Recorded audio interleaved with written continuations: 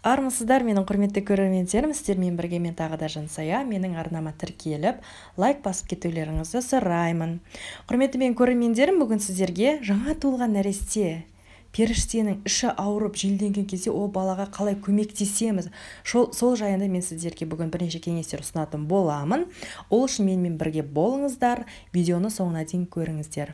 Яғни анасының құрсағына бала біткеннен бастап ана өзінің ішіп жүрген тамағына мән беру керек. Яғни газдалған сусындарды жерік болған жағдайда да өте аз тұтыну қажет. Ол баланың яғни дамып жатқан кезден бастап газды аз түзілуіне көмек болады.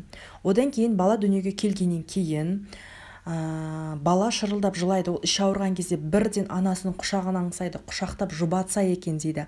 Бұл бір. Екінші, өздігінен газ шығара алмайды бала.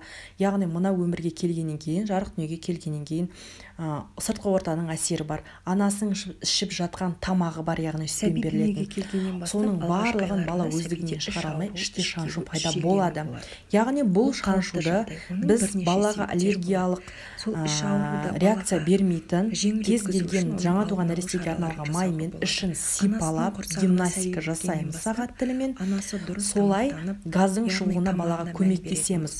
Одан кейін баланы емізгеннен кейін 5 минутқа вертикалды түрде, яғни тігінен баланы ұстап, арқасынан жайлап қағу керек. Яғни ол баланың кекіруіне көмектеседі. Яғни бала емгенен кезде омырауын дұрыс алмаған жағдайда баланың ішіне ауа кіреді.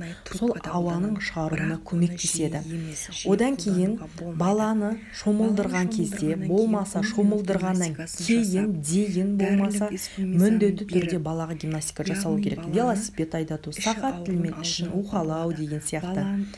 Осындай гимнастикалар жасалынатын болса, балаға газ шығаруға көмектеседі.